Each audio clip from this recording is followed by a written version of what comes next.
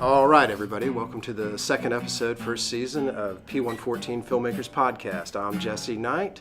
I'm Randall. This is Nate. I'm Aiden. And we're here to talk about filmmaking. Today specifically we'll be getting into stories and stuff like that. But first, let's see. Anybody learn anything new this week? I'm sorry. Oh no. I learned that don't, if you hear something, don't think it's going to be because Alec Baldwin joined the film, Joker film. Then next day he said he didn't want to be in the film. Wow. I wonder what happened. You know, it could be a deal or something like that. Probably it was. It was more than just him saying, "I don't Right. want to. I want to do it." No, I don't. Yeah. That type of thing. But yeah. But I'm not really looking forward to that Joker movie. Sorry, just sidebar. Right. I'm not looking forward to that Joker movie because I don't think a movie should be shown. Who's playing the Joker? Joaquin Phoenix. Okay. That'll be interesting choice. I don't think it's supposed to be kind of going to go like what they used to call, if y'all don't know, the comic book term, Elseworld, or a what if situation type situation where it's supposed to be a separate in the universe in comparison to the regular universe. Yeah. But I just don't think you need to have a villain be a part of and be the main person. Yeah. Be a part of the movie. But have his own movie. You know what I'm saying? He needs to be like question. You don't know his past. Yeah. That kind of thing. So what's this gonna be called? Joker. It's just called Joker. Yeah. You know, I think that's what they were running with that title and anything right now. I know it was interesting. The last person playing Joker was Leto, right? And it was kind of a hit or miss role with folks and stuff like that. Okay. I did see, however, speaking of Leto, I did see Dallas Buyers Club recently.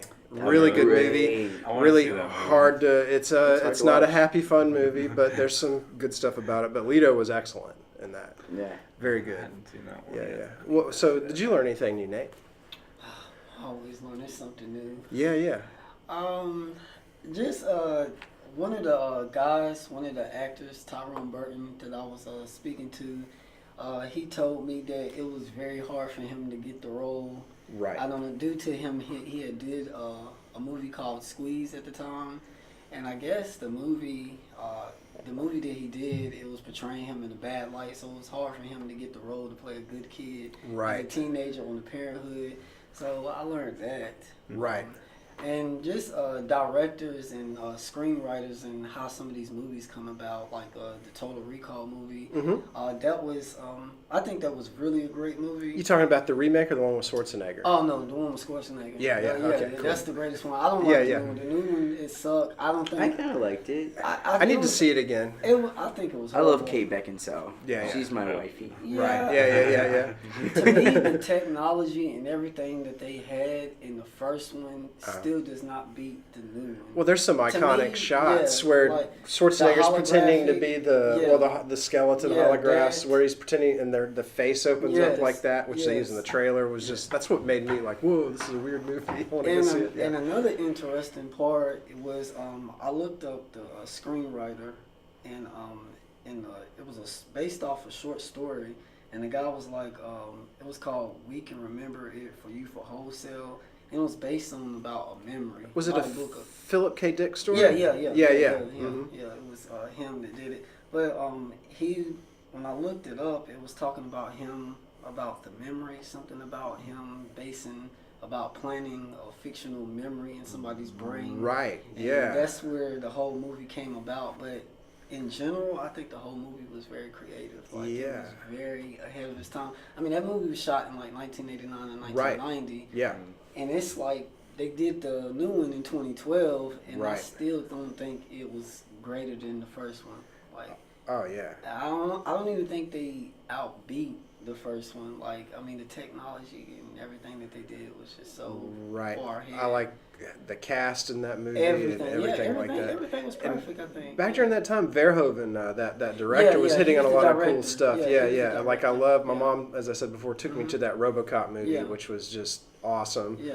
I was 13, perfect age, of course, to see RoboCop, right? Yeah. And then later, like a few years later, that movie came out, you Yeah. know, and it was, you know, more of that Verhoeven thing. And then he did Starship Troopers, which I kind of put together in that kind of, at least that general kind of feeling. Yeah, it was Yeah, good. It's really nice. good. Aiden, what'd you learn this week? Well, what did I learn this week? This week, you know what?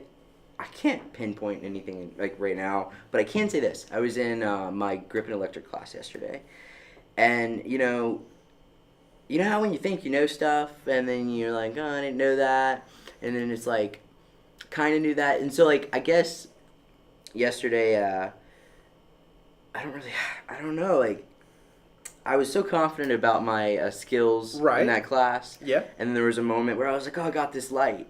And he was like, that's not that light, but okay. And I was so embarrassed. And I was like, oh, man. So I guess that's not really something I learned something out of it by being kind of I wasn't being a know-it-all. I wasn't like acting like, oh, I knew what I was doing. But I was so confident in myself that I knew what I was doing. Confidence will get you some. It'll help you. You got to have confidence. I found that as a filmmaker. You got to, even if on the inside you're like, no, but you got to on the outside be like, let's do it, you know. Yeah. But like. I'm telling you, man. It's just like, that's the thing that scares me the most about getting anywhere with it. Yeah. It's like when you think you know something, but then it's also, this is kind of feel that some people have their own way of looking at things. Yeah. Now, that wasn't an example because that was obviously the wrong light that I said that I had. Right. But there are moments where you're like, okay, well, I'm not wrong with my knowledge, but you just have different perspective of it. So when you get in this field of like film, it's like, what if people just disagree with my perspective on it, and then I'm looked at as I'm wrong, but I'm not?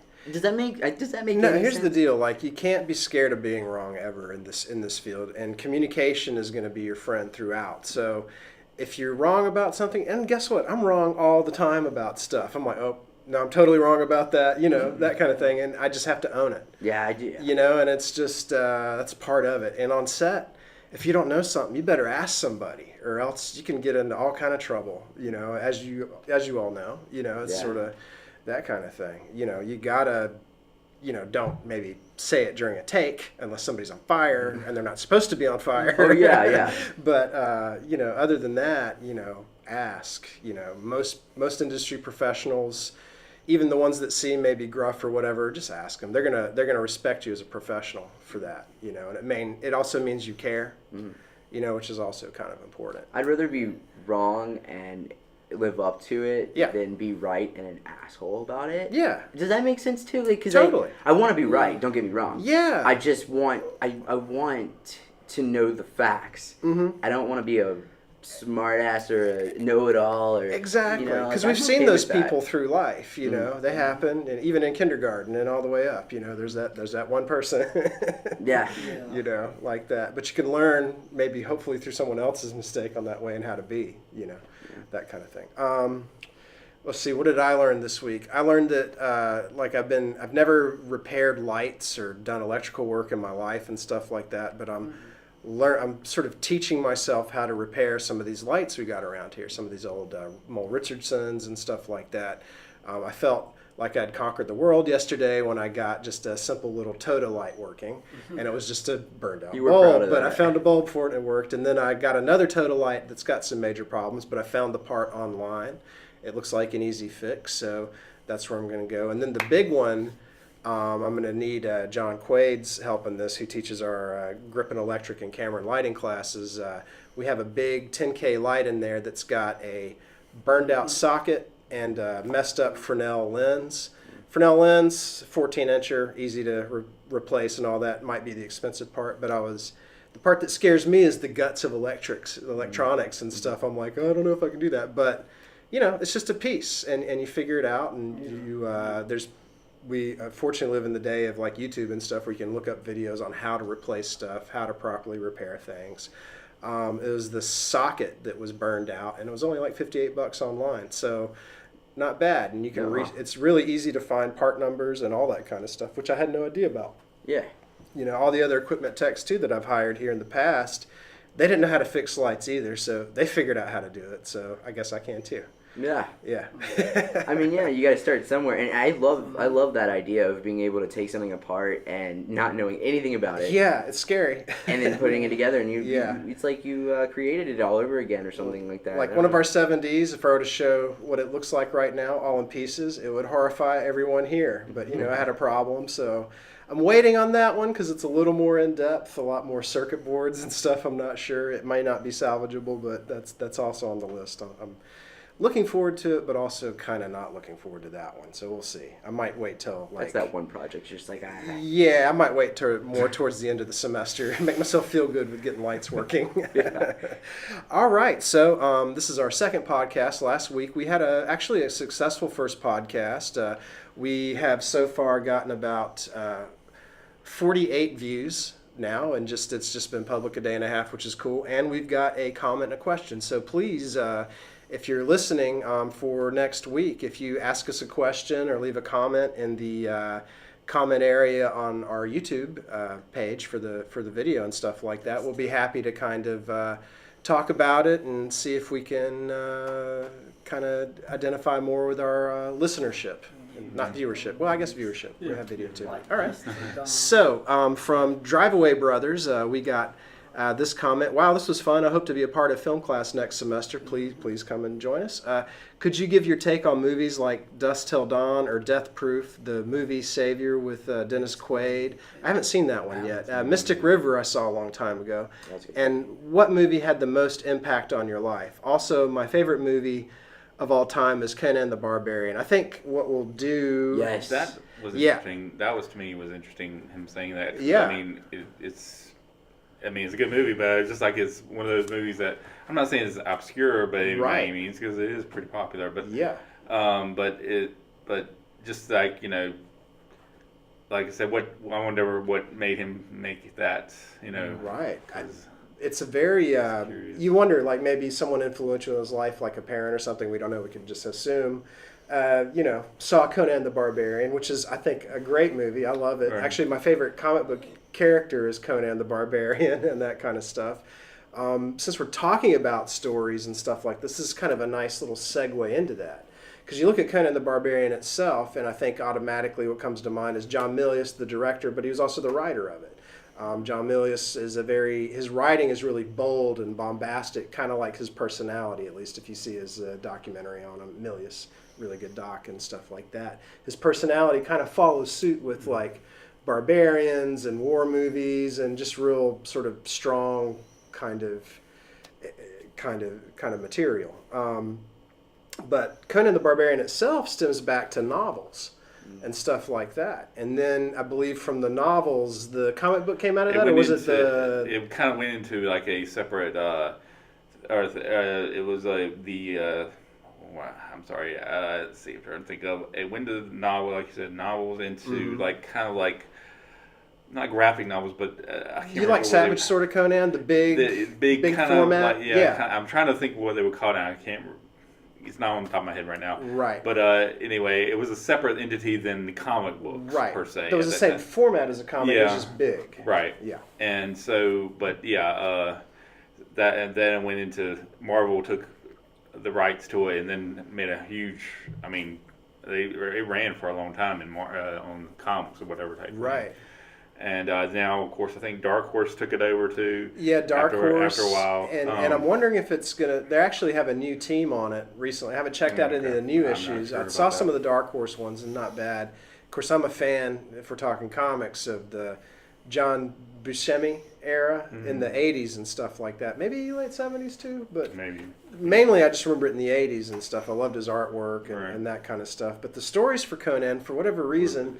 It's almost, they're very similar, each storyline. It's like Conan shows up in an area, maybe he saves somebody or whatever, but there's usually some kind of like evil wizard or evil monster he's got to fight at the end, and then he just kind of goes on. It's sort of like a wanderer type thing, I know this is going to sound lame, but I love the new Conan. Or The one that came out the most recent years. with Momoa? Yeah. Yeah. Oh my god. I haven't seen it in so long. I've watched it like 50 times. And I'm not the biggest on films like that. Right. Don't get me wrong. Right. Like, I I can appreciate him, but Sure. I really loved that movie for some reason. There was something about it that just was so interesting, and so I did watch the original one with Arnold, and it was great. That one was great. That's too. my favorite. Yeah. I mean, it was good, but not as good as Destroyer is. I want to Destroyer. If you can look at it, I'm going to watch an adventure comedy, then you're going to be okay. But it was like, I mean, to me, it was just like it's people when they came up with the concept of a sequel. Let's get a sequel together type thing for Conan. They said, well, he's got to have some other people with him.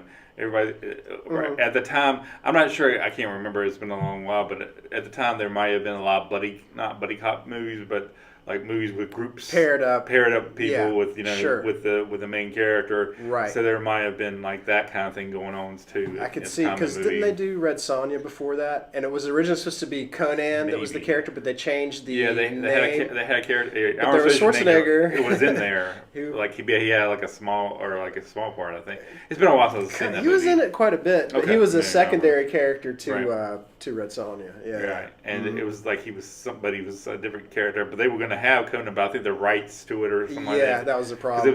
Those two rights were separately from each other. So he's like, he looks like Conan, but he's really this other guy. Because Red Sonja is actually a comic book character, Marvel created her because of the success of Conan. Right. They made a female Conan. I think they're putting out a new Red Sonja. I think. Oh, they've been doing it for a while. Dynamite.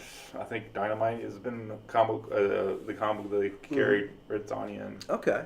Very cool. But anyway, but like you just said, it originally based on novels. Right. It was originally based on novels and everything, which I didn't know that until I started researching because I was in a comic book store. This was years ago. That somebody said, "I can't believe they put Conan on a favorite comic book movie list," and then he was just like, I was like. He said he's not a comic book character or whatever type of thing. I'm like, I saw him in Marvel stuff because that's what I was remembering him from the Marvel stuff. Right. I'm like, I saw him in Marvel. I don't know why. I didn't ask the person who I heard that say, but then I researched him and everything like that. And I was like, oh, okay, well, he may be considered like from the original, not. He's not an original comic book character per se, but Right. Would you say maybe comics were some of the first literature that regular books too, but as a small kid like me, I'm sure you got comic books at that age. Yeah. You know, for me, part of the appeal is that it's a nice, short, condensed story. It has to tell it over a relatively short period of time with images and good narration and dialogue and that kind of stuff. And I think I appreciated that concept of the short story or something like that, but it was really sort of, I guess, my first foray into a story. You know, why do I like comics? You know, it's not just the pictures; it's the arc that I got on. Did you grow up reading comics or anything like that, Nate? No, actually, not really. I really don't. I know about some Marvel stuff and some DC comic book stuff, but I really don't. I didn't really come up seeing much of it. What was your first run-in with the story? With stories, you mean like as far as movies? Not even movies, just like the whole concept of a story. I think what book? I think it was a children's book. I'm trying to remember it. I can't think of it right now. Right. It'll come to me, but I believe it was a book in school. Okay.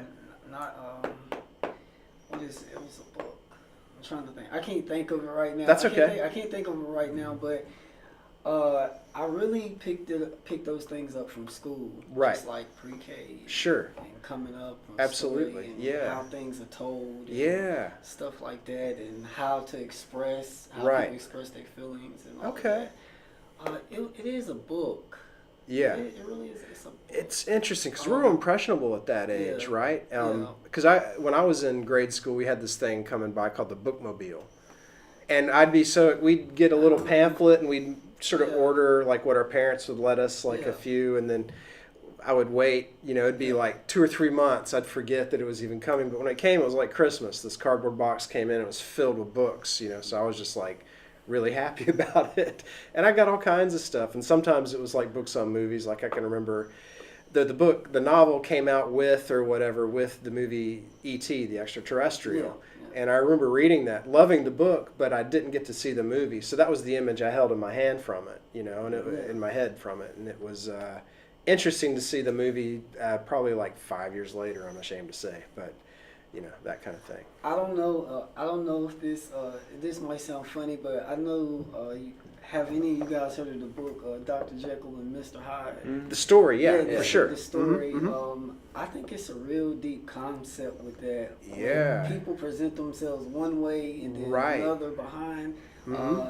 That's one of my encounters with books, not just from elementary school, but just in general, Right. in general life. I think Right. it's It's sort of the horror of can we really control our own mind? yeah, that kind of thing. Yeah, You know. it was really good. Very good. Aiden, what about you? What's your first contact with what we would call the story or that whole kind of concept? Did you by chance get comic books when you were younger or now? I still get comic books now, so yeah. I'm a loser. I never did. You're not a loser. I'm the losers were the ones that got No. comic Kidding. books when I In was fact, growing those up. are the cool yeah.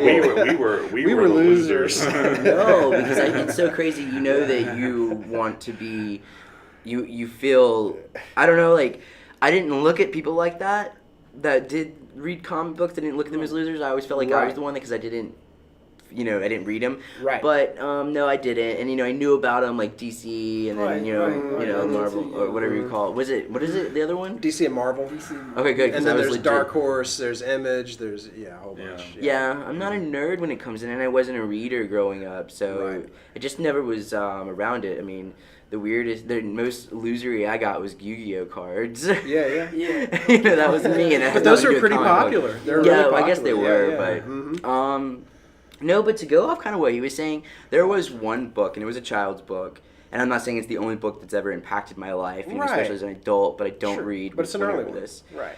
It was The Giving Tree. Okay, cool. Okay, so it's just, I guess that it's not just about a dog and his owner or anything like that. It's more deep than I was using that. Obviously, it's not about a dog at all. Right. But I'm just using that as an example. It's so deep. There's just this, and it's really morbid to me. And I've based a lot of ideas off of the book. Right.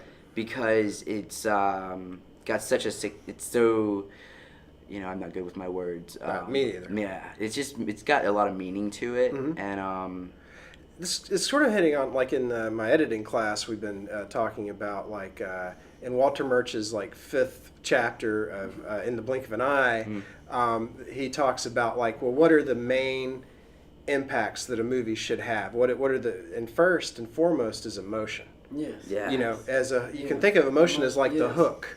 Yeah. It makes you invest because you don't know if the story is going to be good or not, but there's something about it that pulls you in. Yeah. And then after that, you have story, and then there's other stuff about how the image and stuff works with us and all that. But those 2 points, emotion, number one, because we have to have some sort of that's our investment, right? All right. And then it's the story and does the story work? Because there've been tons of movies that were really great, but then there's some problems with some of the story points and stuff like that. I even may still like the movie, but it could. Have you watched stuff and it shifts from one thing to another, and then the it could be story that, is or how all they over the end place. it. It could seem like they just hurried up and ended it, and it's kind of like Yeah. you can have that kind of feeling, or you hope for the you want to leave a movie thinking about it, or that feeling of excitement and stuff like that. Yeah. One thing from last week, we talked about favorite actors and actresses. I just want to correct for the record that my absolute favorite actor is Toshiro Mifune. I went off on about a couple other people last week who are great, but Toshiro Mifune, actually, I want to be Toshiro Mifune. He is my favorite actor by far. Akira Kurosawa used him forever, and I blame my dad for ruining me with Kurosawa films, but that guy is extremely good. All right. I appreciate these questions and comments we get. Hopefully we'll get a few more next week and that kind of stuff. So talking about stories and screenwriting and stuff like that, we talked about favorite movies last week, and do you think a reason for that, whatever movie it was that's your favorite, do you feel like that it was because perhaps, was it the story as the strongest part, or was it how it looked and stuff? It's hard to determine, because they're reliant on each other. Some people like things at face value, how they look first, and then they get an investment into it. Now we're at this time, though, where most things that were being given look pretty darn good. Yeah. So then it seems like almost like story could be more important. I know I'm rambling, so one of y'all take it. Yeah. Well, I was just going to say that for me, just the relation to the movies, like for example, Boys in the Hood. Right. It's like it's like an inner city kid growing up, got a lot of problems in a bad neighborhood, and then they eventually both go to college, and they both want to make it, but one doesn't make it, one gets killed, and all of that. Like, I think the story is relatable because I understand that situation, being in that situation, and then having people that are no longer with you and are gone, and people that are either in jail or just it's just a lot. So yeah, I think just my first thing is the connection with the story just being relatable to me. Yeah, that's one of the things. That's why I relate to so much like controversial things, and dramatic films, and stuff like that. Even though I don't discriminate against all movies. And no, of course not. It's like some movies I may know that you may never seen, and some movies y'all may have seen that I've never seen. But I think just the story, just relating to it, I think that's what pulls me in. That's a very interesting point of that. Yeah, being able to relate. I mean, I think something that, as a filmmaker, you want what you make to relate to the audience some kind of way, whether it's like a drama based on like slice of life kinds of stories and stuff like that, or like in my case, and I think a lot of it's the influence also of the people who were around when we were growing up. My dad was he was a writer himself, not published or anything like that, but he was totally into literature and stuff, especially when I was a little kid. He went through several kind of cycles of different interests, but I was getting a healthy dose of like science fiction, but also what's interesting is a lot of the stuff stems back to the ancient myths from our cultures and stuff like that. So as a young kid, I was exposed to like the Greek myths, like the Minotaur and other things like the Odyssey and the Iliad, but then Hercules and all these different kinds of stories of heroes and stuff, and they all have this sort of character arc in their stories. And the interesting thing about that, it was all oral tradition for maybe 1,000 years. So you have these things being perfected and changed over time, and then stuff started getting written down. So then we're actually going through, I think, translations of past stories. I don't think there's really original stories in that kind of concept. To really come up with something original, I think a human being would have to be in a void with no, nothing that they can pull on from their environment. But I think that's actually impossible too, because you're going to pull that feeling into your writing. But it's kind of interesting that, it almost makes me mad because I know some of these old myths, and then to see something like Clash of the Titans and stuff coming. I love the old Clash of the Titans. Yeah. It still varies from the original myth, but it's like, oh, they're getting that wrong, and all this kind of feeling inside of me. But I can let that go too and enjoy the new interpretations. But I always wanted to go back and even make some of those movies myself, but try to go back to the source. Try to bring in how, take the Minotaur, for instance, not a lot of people think of Gnosis and Crete and stuff like that. So that culture is really fascinating. If you see the old mosaics of the bull riders and the acrobats and stuff like that, it's just a whole nother alien world. And that to me is what kind of pulls me in, I guess, as a kid, just being fascinated by that kind of stuff. And it's maybe that's sort of part of the reason why I want to make stories myself or take part in making other people's stuff. Yeah. I was going to say, well, I mean, yeah, I understand what you're talking about as much as the writing goes of stuff. Being familiar with what the situations in the movies were. Yeah. I had similar things with, this is really nothing to do. This is kind of like really tame compared to anything that you might have been involved with. But like, for instance, we talked about a little bit of the Kevin Smith movies, and he's not my favorite. I mean, he's a decent director. I think he's a good director, but I think his writing is the thing that hooks you into his movies. Is that he's really good with dialogue. Yes. He's really good with people who he basically writes how people talk. Yeah. Instead of having somebody hard. A person. Super hard to do. With, you've seen movies before where you're like in a scene and then the person's like, no, I don't think a person would talk like that. I don't understand.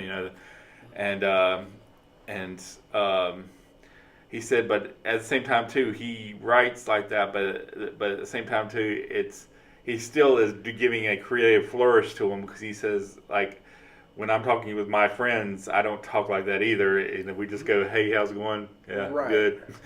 That kind of thing. Where, Yeah. like everybody else does, the kind of thing when they're talking to their friends or whatever. But he said he's just been able to, like I said, for some reason he seems like connected. But because a lot of people say, "Oh, I have the same thing. Me and my friends you sound like you're writing like me and my friends talk." Right. To each other. He said.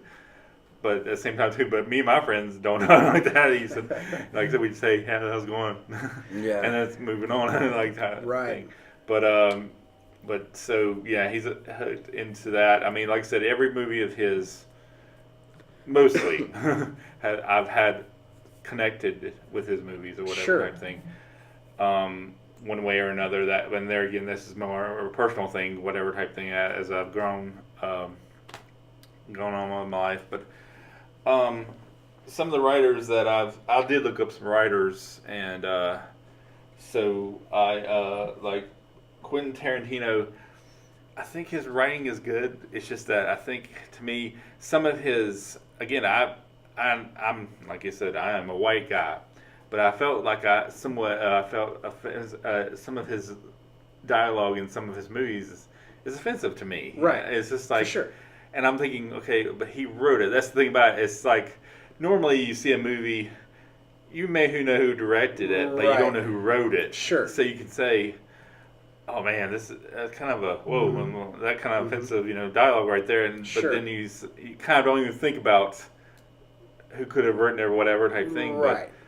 But then like he wrote it. Sure. And so when you see dialogue like that, I'm like, well, and I know he's doing it because of There's a reason, for sure. reasoning, yeah, behind it. But I don't know if I could go with that because, like I said, to me, he's just throwing it for shock.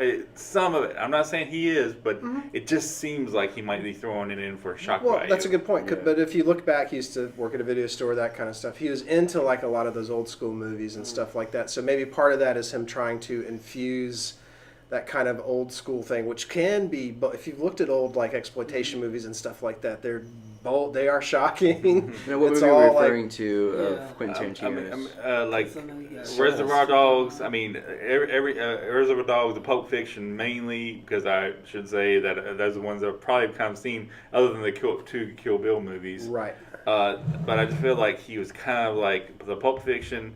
Because like I said, in some instances in the movie too, that's another thing too, is that it didn't need to be there. It didn't need to. Like I said, it just was like, you know what I'm saying? Yeah. It just didn't need to be.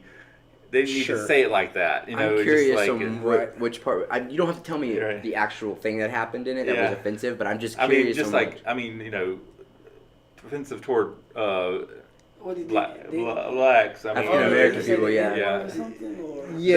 That Or is it- and or is it the that dog? and some just a lot of just like. Are you talking about the scene with Tarantino himself, where they come over with the dead body in the back of the car and? Maybe, I think but that scene. I think that's the scene. Right? Yeah. maybe, but Yeah. it just seems I like understand. Yeah. this just seemed like it was like you didn't. I mean, I'm not saying to Right. sit there and say like you could have written it to the point of like, oh, well, he just like for a PG or G movie or whatever type of thing dialogue. But I'm just saying that he could have just done better with the language. Right. I just want to comment on that. I think that I completely agree with you. And every time I watch a movie where there's any type of racism or going towards at a minority, or in any case, no matter what color or sexual preference, it's aggravating. But at the same time, it opens people's eyes. Yeah. To brings it up. Yeah. Yeah. And even if it's Yeah, hard to support watch, it. Yeah. it's like anything else. But I agree with you. I'm just saying there are certain instances where I can. What about the movie Django? Have you watched that? That I hadn't watched, so I can't. Sorry, Django? It's a good movie, Yeah. but it goes hard. Yeah, it's it's very- a Which hard are the one movie. with the What about Rosewood? Have you seen that? I haven't seen Rosewood yet. God. Yeah. Django, right? Yeah, Yeah. Like, It's got I keep Jamie hearing. Foxx. I've seen. I own it. Yeah. Yeah. I just keep hearing Jamie Jingle for some Foxx. reason. Yeah. Yeah, that It's was got really Jamie Foxx, intense. Clint- I thought Don Tarantino. Johnson was incredibly hilarious in that Yeah. movie. And Samuel Jackson is Yep. in the movie. DiCaprio. Yeah. Oh God, yeah. Yeah. No, it's Oh. the- Whew, yeah, his Yeah, character. yeah, Oh my yeah. gosh. that is Yeah. so funny. It's so But good. I like the movie. And Rosewood, I don't know if y'all ever heard of Ving Rhames. yeah. Oh, Ving Yeah. Rhames is awesome. Oh, Well, he yeah. was in Pulp Fiction. Yeah, he's in that movie Rosewood, and Yeah. that movie is worse than Django.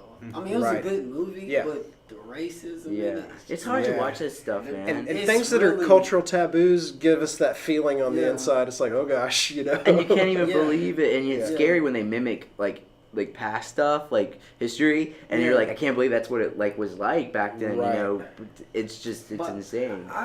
I'm also curious about when they're, not to interrupt you, but I'm also curious about what is it like for some of these filmmakers and people that are in the background that have to see it reenacted. Right. I mean, do they feel any type of way when they see the script? I'm sure. It's not just the actors. It's just And I don't know, everybody in the background. I can't speak for other directors, but like I think it's important to have conversations with the people involved with it, you know, and try to, you know, talk them through it. It's gotta be kind of like, you know, that's kind of. I wonder what do they feel like. I mean, I'm just curious about it, just to know, like, do they feel any type of way, or they just don't care? They're like, oh, I'm getting paid. So right.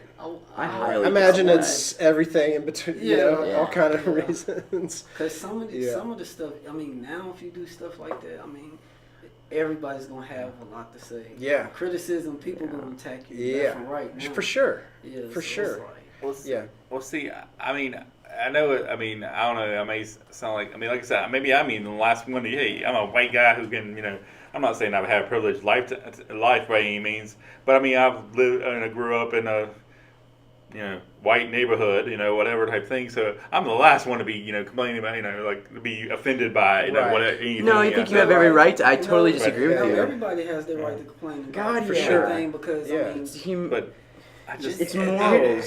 This is interesting. We're touching on this line of like, you know, I'm going to use a weird word, art, but like art sometimes is meant to shake up the, you know, to shake up culture, Make us you know, feel. to bring up stuff. Sometimes, you know, and for a lot of us to shock. There's lots of stuff that I see. I don't want to see that, and at the same time, I'll defend. Well, they have the right to make that, of course, and that.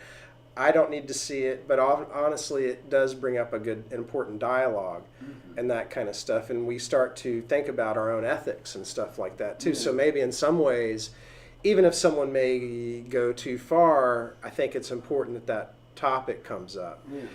You know, you want to avoid like a total shutdown of stuff. It needs to be a healthy dialogue, I think. You know, for sure. Can I just say this? Just one thing. I love things that offend me. I love to watch things that offend me because it makes me a stronger person, and it shows me what kind of person I am while I'm watching it. So, you know, that shows that you're a good person, that you can be offended for other people that aren't even you. Well, I mean, I just that like I said, those are, for some reason they connected with me to bother me. I mean, if it was period piece, see, that's the thing about it. Yeah. You said Django and something like that. Those are period pieces. Those are brought into a certain time frame where maybe I could deal with the language or deal with maybe the offensive stuff going on. Sure. And I'm not saying I would love it. I'm just saying that I would, you know, wouldn't be offended because, hey, that was during that period of time. Right. And I, you know, I did my history, you know, learned my history or whatever, and I understand that. But it's to the point of I don't know what time frame his. I mean, I know he was doing for instance, Pulp Fiction. He was doing a takeoff on the black exploitation films and stuff like that. Absolutely. And I just feel like it didn't give a time frame where his thing was. If it said 1970, I would have said okay. Well, there's racism in this moment, and it's Well, 2018. yes, I understand that. And But there's a lot of that, variance in his stuff. His like he does period pieces, but they're an exaggerated, interesting kind of twist on stuff, you know. And then I'm trying to think of my favorite. One of my favorites of his, and it's the most subtle movie. It's almost under the radar, is Jackie Brown. I don't know if you guys have seen that, but it's a really good movie, and it's just. Everybody was disappointed when it came out because it wasn't shocking or bothering people to that like extent. He usually does. It was very nuanced in a way. You got some crazy characters and stuff, but it was more realistic, you know, and not so much deep into that weirder world. Did he direct that and not write it? Did I not? I think at one time. I don't think he wrote it. Because I thought I heard recently. I heard recently that was one he kind of delved into somewhere where he directed something he didn't write. Right. Just to change up some things or whatever. Right. but I don't know. That's quite I don't know. possible. Yeah, I'm gonna check out. IMDb And that's why real it's quick so on kind that. of like, I don't want to say controversial to Tarantino fans who didn't like it, because he didn't write Right. it and shoot it, or he didn't write it yeah. and, or be just directed it or whatever. Let's see. Let's check out. But I mean, I haven't seen the movie, so I can't.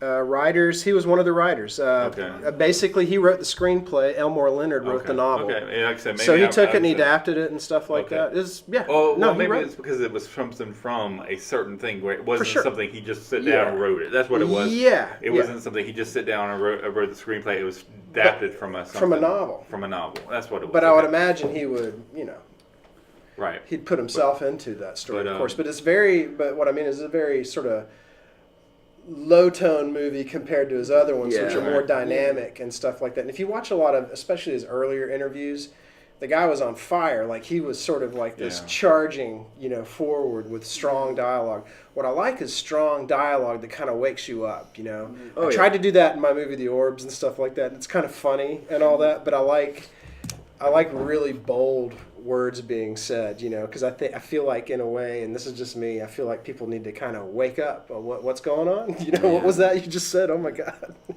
that. I kind totally of thing. get that. Yeah. Like you want to have that's like it's that's another way to shock somebody and and do their thing. I love movies that are just so out there. Like I love European movies. Yeah.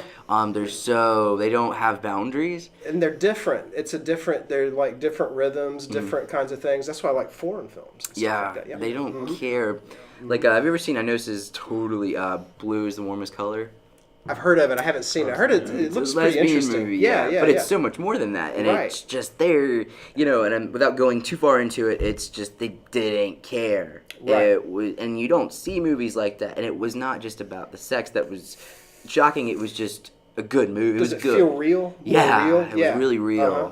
and it still felt cinematic too. Like you weren't watching just Right. like a porno or anything. Exactly. It was more than what it looked like, Right. and I love movies like that. Not For just sure. like that, but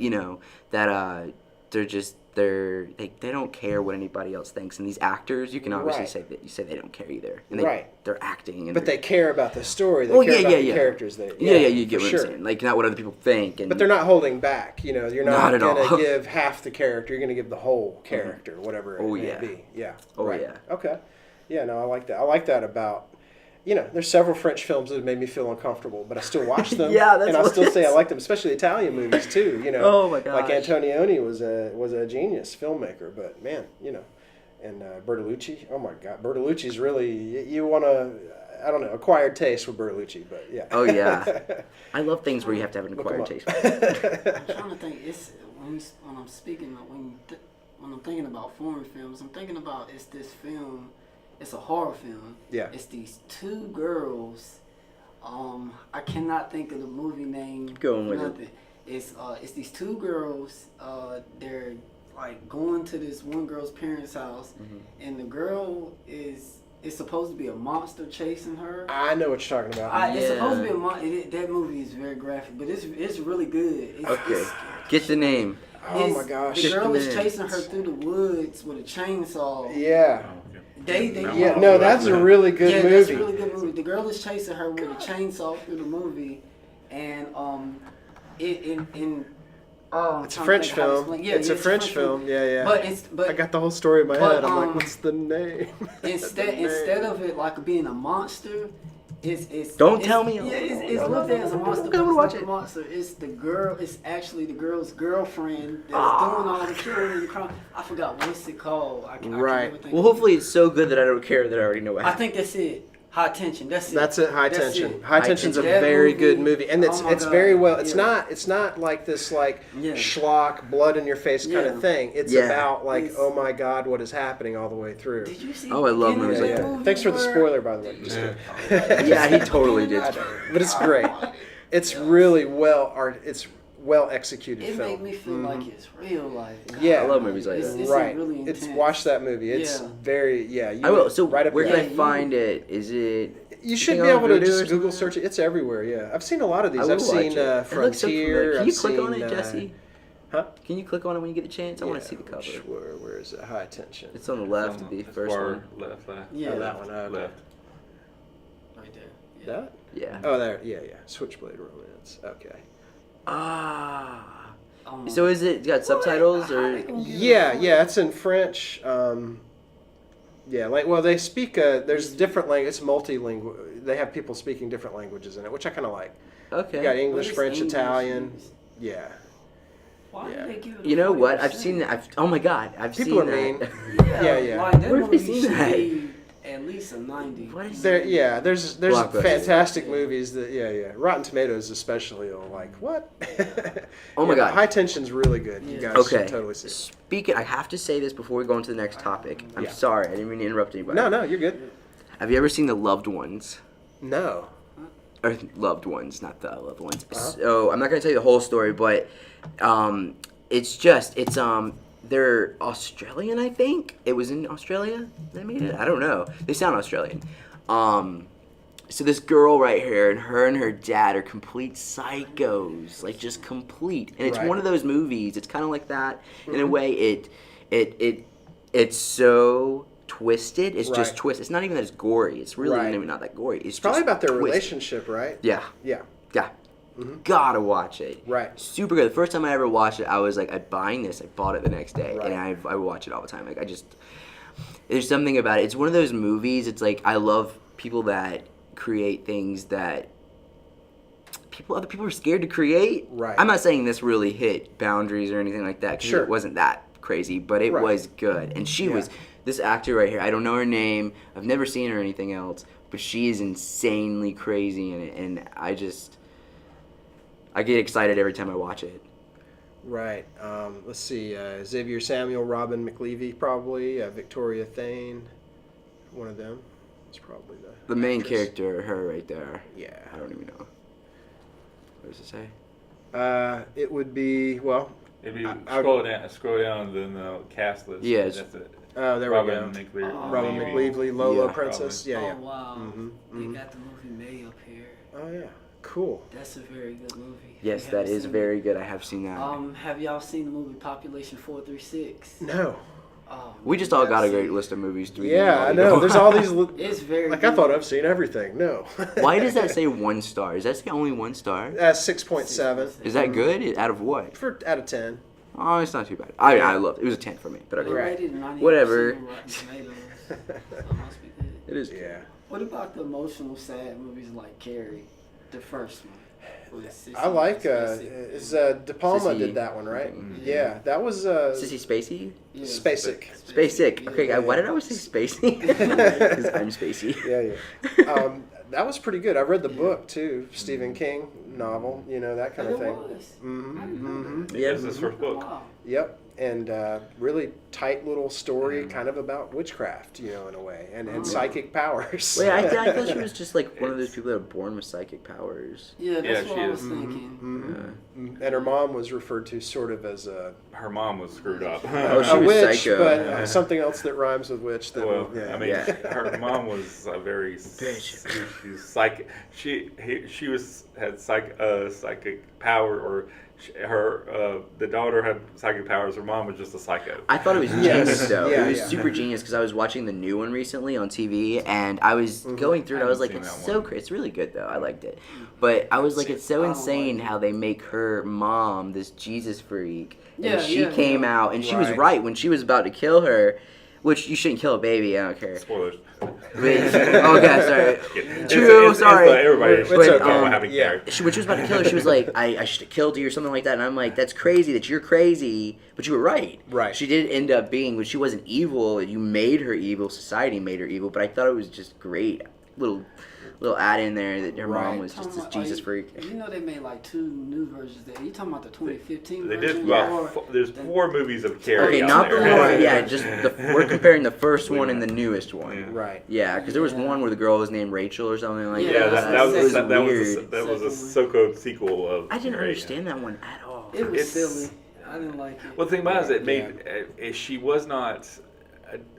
I've seen a podcast people talking about it. They went through all the Carrie movies and Right. they said, and I agree with them what they talked about it, how like the character wasn't really like they could see Carrie being ostracized by her groups during the first movie, you know, Right. the earlier story from the movie. get-go, yeah. Ostracized and everything by the other kids in the high school, but they like the sequel they did, the character was not.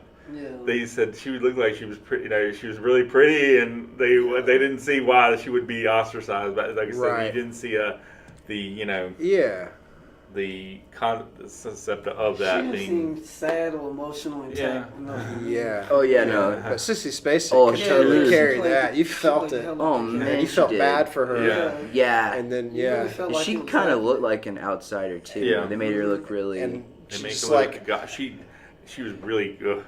you know, it's like don't poke the bear. Yeah. Don't poke the bear. Right. Or else But, you could end up. You too could I was end up rooting dead for in her the the gym. whole movie. Yeah, though. yeah. I was Oh, rooting. yeah. They're like, kill him, kill him. Yeah, I didn't feel really too bad for that whole like gym full of. I did feel bad for the gym teacher. Well, though. see, that's the thing about it. Yeah. It's there again. They brought when they were reviewing the original movie the concept. There was a concept when she's standing on the stage, and this is before blood's all over her or anything like that.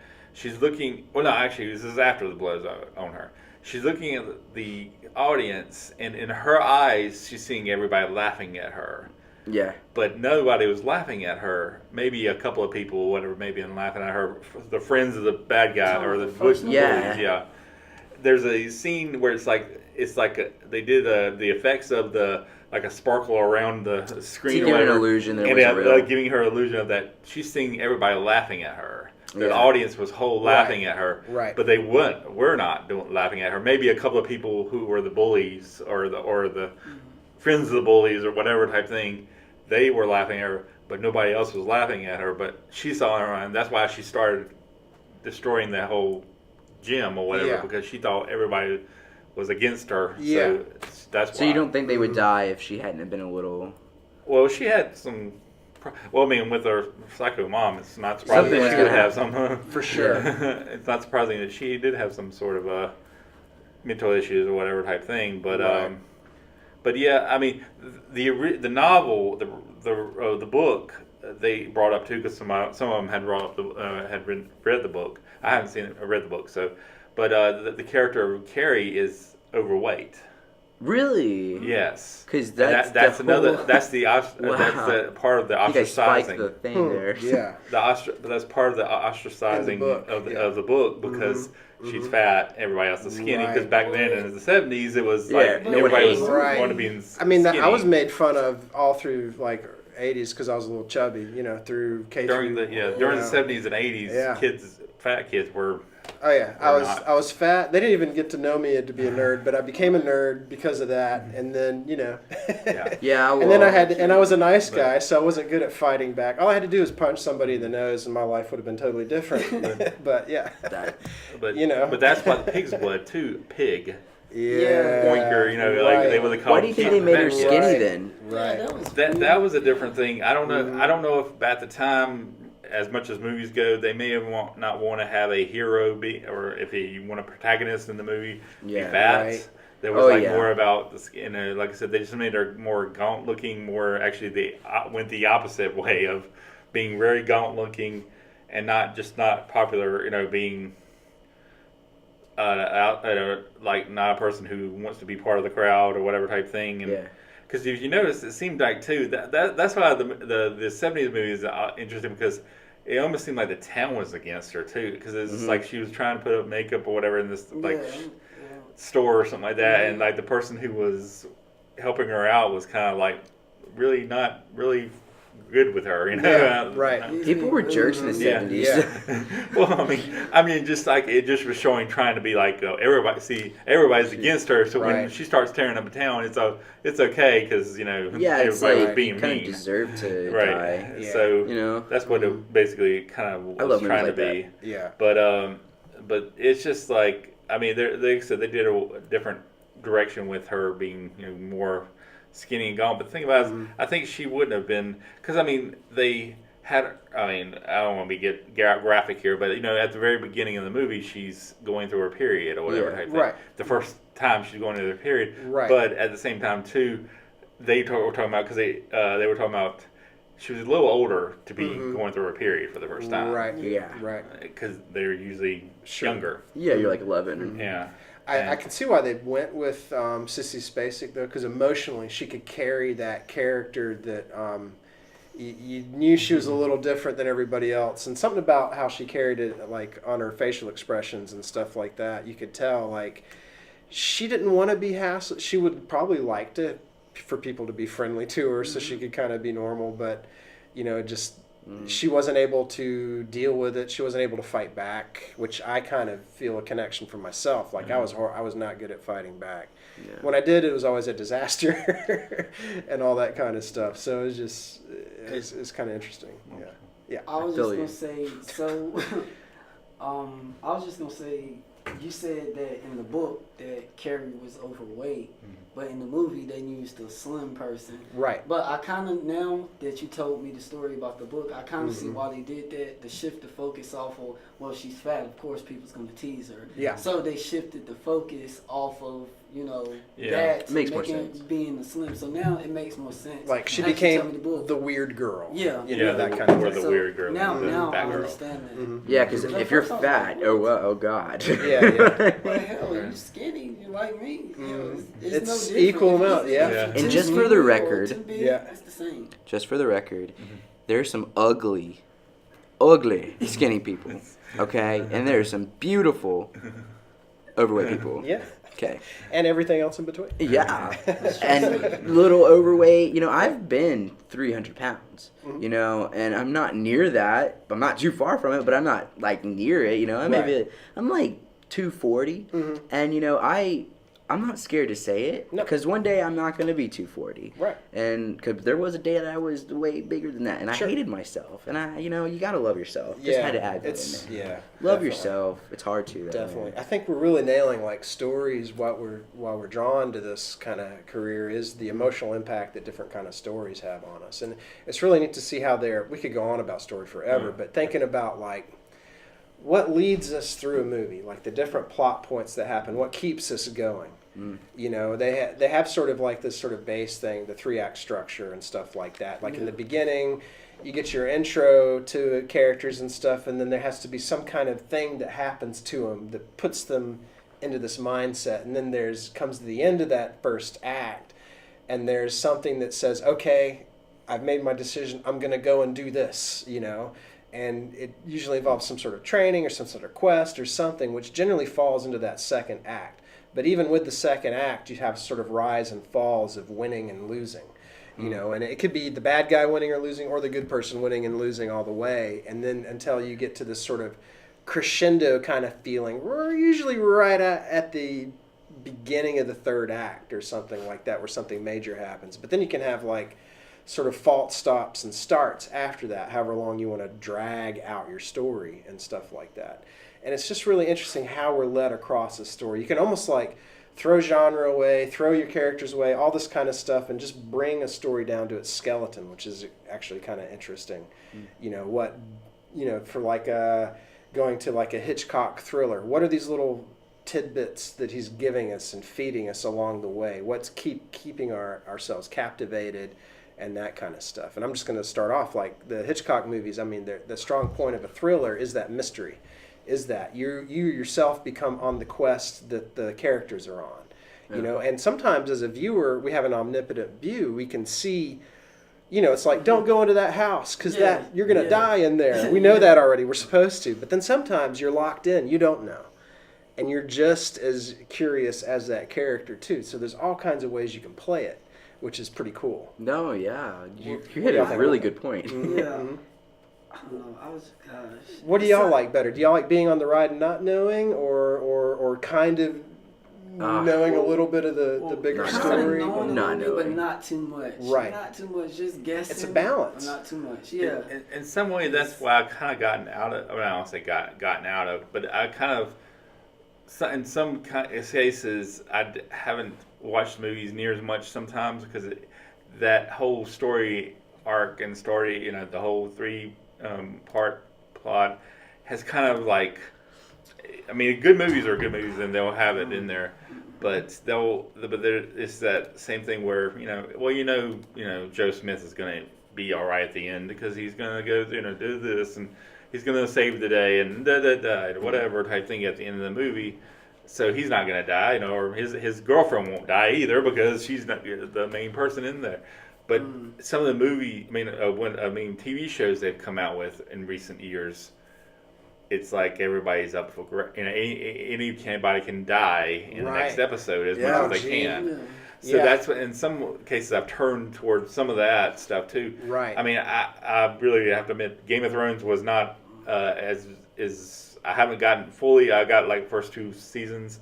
Not that I've gotten rid of it. I just but they play on that. But they totally play on that. Walking Dead was good for the first couple of seasons. But then there's let's kill these people off. Yeah, let's keep them it's alive. because they were changing up from the comic book because it's based on a comic book, but they were changing up the story. And then showrunners would come in with their own agenda and all that kind of stuff. Yeah. So it's kind of like they changed it up, so you didn't know who was going to die by the end of the episode, or even the next couple of episodes this character could die. Right. But the movies were some of them tend to be the same story of Joe Smith is gonna save the day or win the day at the end of exactly his journey might be interesting, but at the end of the movie he's going to be all right. That's interesting because I like Conan, and this is the same story every time. The old Conans from the 80s are kind of like the same arc, and the new ones too, but it's sort of like, I guess a good way to kind of compare it to would be like comfort food.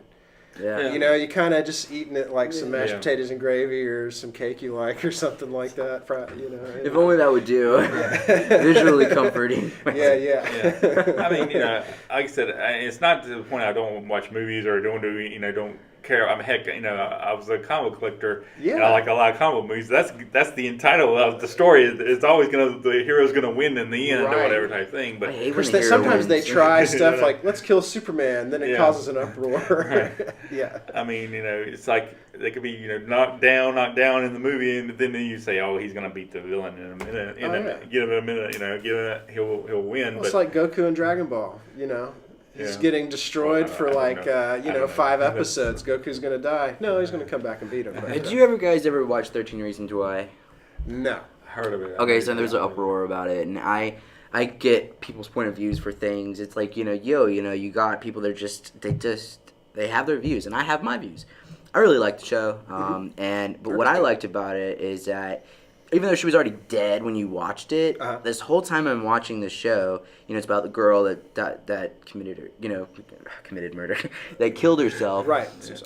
It was like she was the main character. The main character was already dead. Right. But then she was in it, and then you know what I mean? So it's like you were watching it backwards. So is she a narrative voice that kind of guides you, but you're looking back at her past? She was in it. Like, they had her, you could see her, but it was flashbacks. Yeah. Right. Okay. And there was never a moment that she was, I think, alive. And she's telling us the story, though. Yeah. It's the 13 tapes, and it's a really good show. It's just super good. I heard that was interesting. I heard about the concept of at least the first season. I know they had a second season. It's really good, too, yeah. But the first season, I heard that concept where you just described it. It sounded interesting, but I hadn't gotten to it yet. You should get to it, and that's what I liked about it, though. Like I said, it's like I like movies where the main character is dead. Right. And actually, Clay, the person that is the actual main character in it, was the main character, but she was kind of also, too. So it was interesting, the different perspective of it. What I'm thinking about is like format. Like a movie, you've got a limited, finite amount of time to make us care about these characters and take them on an arc. The wonderful thing about an ongoing series is you can really get into your characters. And for me, the thing I like about story is caring about my characters. Yeah. And really getting to know them and kind of feeling what's going on between their relationships and stuff. When they see their friend on the thing and smile, you smile as a viewer. It's that kind of connection. That's why I feel like again, I feel like it. No, everybody does it. But I feel like you got to at least... If you have 4 characters, let's say, in a movie, you've got at least like one of them. Yeah. I feel like you've got to at least like one of them. Yes. Connect with them in some way, maybe. Hopefully they're a main one. Yeah. Or maybe you have a friend like them or something like that or whatever type thing. Hopefully it's not the Boba Fett way. Yeah. I mean, and like, it just, I feel like you have to at least connect or, whatever, go with one character because if you don't like them, then you're not going to want to know what happens to them. Or Right, care yeah. what happens to If I them. don't like the characters in a movie, well, now here's the deal. Like, there could be some unsavory characters, but you're on this quest, and for me anyway, like, I like some gangster films and mafia films and stuff like that. I just watched the El Chapo series and stuff like that, but there's something compelling about that story, you know, and you know, and then, but there's, I think, a responsibility of walking that edge. If you have an unsavory character, you don't want to, like, just feel like at the end, oh, I need to build a statue of this person in their honor. You know, El Chapo's not a good guy. He did there's some bad things. I'm not going to go into it, but, you know, just, or any kind of person in that kind of thing. Like, you think of, like, the Al Capone movies and stuff like that. And sometimes they're the central character, sometimes not. Yeah. You know, and it's kind of interesting. It's like, I got fooled into liking this person who's really a horrible human being and stuff. It's like But, Breaking you know, Bad. He was yeah. so horrible. We'll see. But you could totally feel I it. loved him. Like, yeah. Oh my God. I hated Walter White, but because Yeah. he's such a dick. I gave the first season Right. a shot. Oh my God, yeah. Yeah. I loved it. I hated it. You hated Right. Breaking Bad. At the How end, did you- well, I mean, I take that. Hate is a strong word, way too strong a word for what I thought. I just didn't like it. I understand. Right. You didn't enjoy the ride. Yeah, the Yeah. first season, at least like I said, I Rocky gave the one. first season. It's not like I gave one episode and that was it. You actually I gave, tried. Yeah, I gave Have it you the watched first. it? What's it called? Breaking Bad. Check it out. But, It's good. Netflix. But the first episode, there's a chance of him getting a job because they're offering him a job and he doesn't take it because he wants his prize involved. Yeah. And that stops the show right there. So that's yeah. why I have a problem with His it. pride was Right. Because involved. it was just a little thing. Well, Little he's a thing that frustrating character that's in was. his own way. happened. Yeah. He had all he was pride. That man, Yes. you couldn't. He But- wouldn't. It was just like. But the He job was pride. there. The job was there. He could have if he'd taken Yeah. it, the show's over with. Right. And that's why I have a problem with it because that one thing. He could kept have- lying to his wife, is what pissed me off. I was like, just tell her the Right. truth. Like I if he know. kept on trying to get jobs, if he kept on Jesus. trying to get jobs and doing this, and they were refusing him and Right. pushing him away and acting like a jackass to him, and Right. then I could see his story about, hey, I'm gonna do this, Yeah. type thing. It had some phenomenal But that's character why I building in it. Like, Interesting. That's his main character point. no, it is. Yeah, that is him in a nutshell. Yeah, that's yeah. why I had a problem with it, but I still went on. Right. To the You last should of the try season, to try. But it just that's Seriously, what I was struck- watching that the same time I was watching the one about bikers. What is that? Oh, Sons of Anarchy. Sons of Anarchy. Yeah. I was watching them both, and what I noticed about Sons of Anarchy, they'd always do the same thing. For the whole season, you'd build up this real animosity towards the one bad person of that season, And they become the and good at the guy. end, they'd get that happens too. But they always that bad person you're hoping. Okay, all you're waiting for is for them to get it. Yeah. Them to get killed at the end, and I realized like every season's like this. I don't like how they ended it, but I did enjoy. I thought that was a lazy thing at the end of that. They should have just, why not? It could be nice. But anyway, but that was the whole thing. I'd be so mad at this person, wanting them killed, and then they'd get killed, and then you feel like, finally. And then you begin the next problem for the next Well, season. not that I'm probably the only person in this room that's watched this show because it's Pretty Little Liars. Have you I've heard of it. Yeah, All yeah. you got to know is don't watch it. It's really good. It is kind of like teeny and it's it's chicky, whatever. Right. It's how you would view it. It's just good though. Sure. Don't get me wrong. But the whole series, I gave up about the fourth season or something like that because we were trying to figure out who A is the whole time. It's one of those. Did it get too convoluted? Oh God. It's just a mess. You're just like, Yeah. you don't even know what's going on at this point. Sometimes Who you is- can have that, and it's like, I cared, but there's something about how they're telling the They're story ruining now that just kind of, I'm Yeah. losing interest. Well, Sad. that goes back to the It's tough. network wanting the show to be continuing on because they're Right. making money for them. Right. So the original showrunner might have come up with a concept of four-year Yeah. story arc or whatever. 6 seasons type in a thing. movie. Yeah. Yeah. And then they say, Canadian reference. then the 4 years comes up and it's like the network is saying, hey, the ratings are up or way up, and we want you to just continue on, Right. like do it, And like be like, I come don't up with know. another Then they thing, show you coming the up with check, another- and it's like, okay.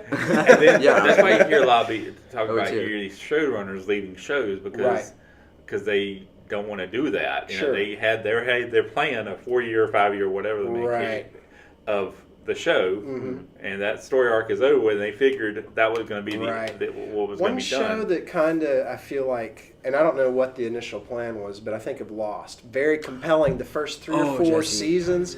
Just like it keeps leading on, and I enjoy it. They have the mystery box concept. It's like, what's in the box? What's inside the box, and so on. Has everybody here seen that? I hadn't seen them. But I'm not going to, no spoilers or anything like that, but I felt it just really got tangled.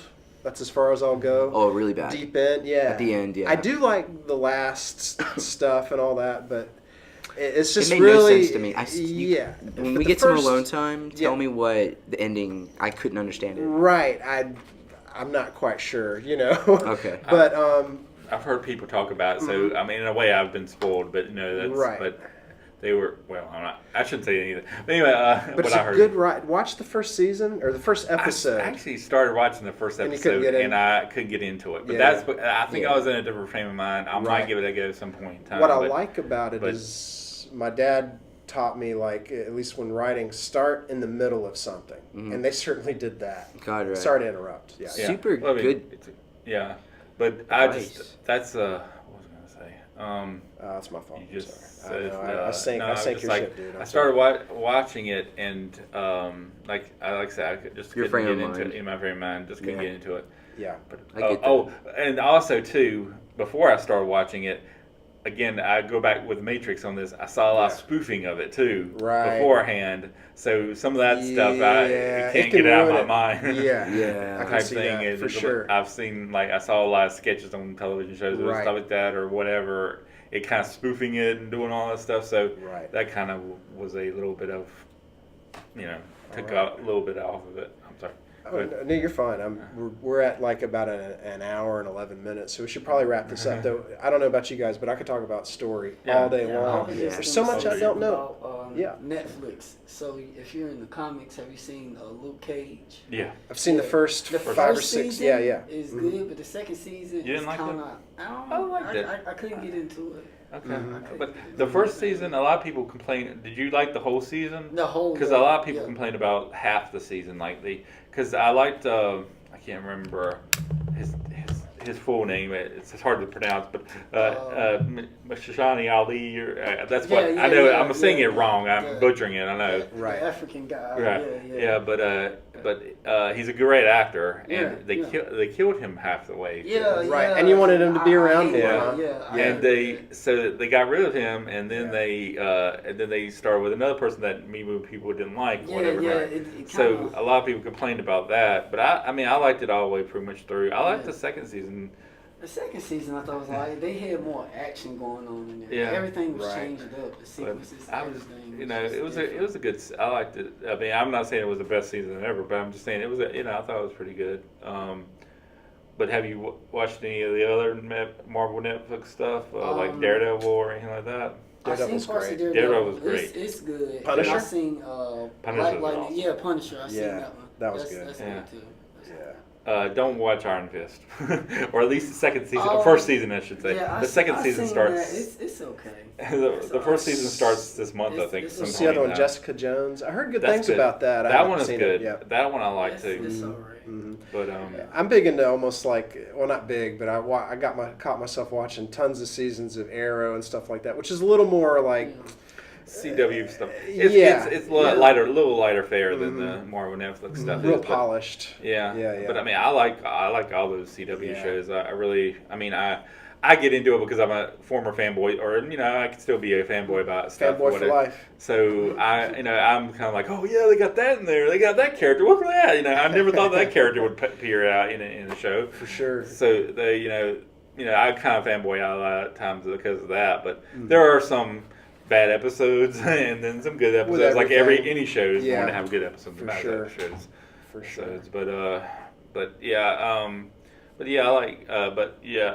Like I said, I'm surprised you didn't necessarily wasn't a huge fan of it. Let's say of the second season. Yeah, the second season, it just seemed it was just too much going on in it. Right. It was too much. They said ahead of time that it was going to be different and everything. Yeah. But it was just too much. What did you think about the ending of it or whatever? I won't get any spoilers. I didn't like it. You really? I really didn't like None of it, Okay. really. To be honest, the first season, classic. I loved it. I loved everything. At first, I didn't know if I was going to like the enemy or the main bad guy, I guess you'd say. Yeah. At first, but I started really liking him. I started getting into him and really liking him as a bad guy. I should say, but wasn't the first season when they had y'all hadn't watched? Are y'all going to watch it? I've seen of.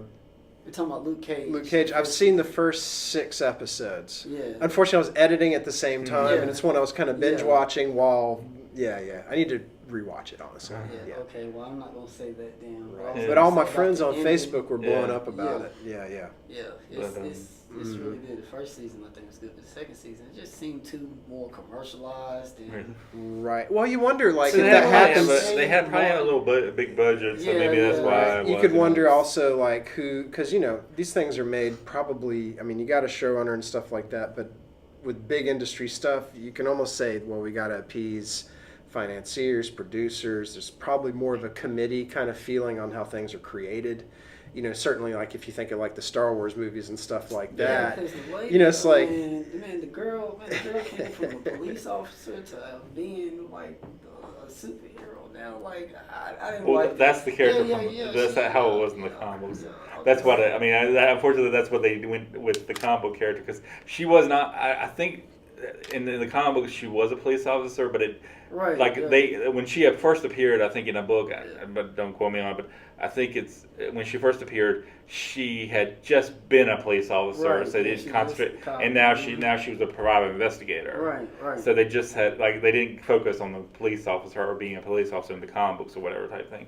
It was all about her being a private investigator type thing, but and having her have the arm or whatever. But what I'm thinking is we should probably for next week plan on having actually a part 2 for story. I think it's good. And what I'd like to concentrate on next week are actually the screenwriters themselves. Also, let's talk a little bit about adaptation. We danced around it, like from novels and even like the spoken word traditions and mythology and stuff like that.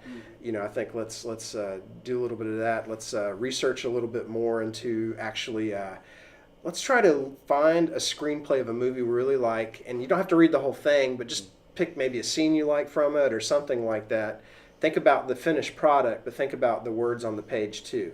And maybe it could be a segue into talking about directing as well, is that translation of the word to the image, and that kind of stuff. If y'all are having, or if y'all don't know where to find scripts or whatever type thing online, there is IMDb is an internet movie database. They talk about all kinds, it can give you all the information. Right. But there is also a kind of a script thing too that is similar to IMDb. Right. There's like a screenwriter, screenplay database. If you look up screenwriting, or scripts to movies, I can't remember the name. It's it may be ran by the same people or whatever type thing, but it's a kind of the thing where they'll get. That's how I found out some scripts are that I started reading or whatever type thing on there.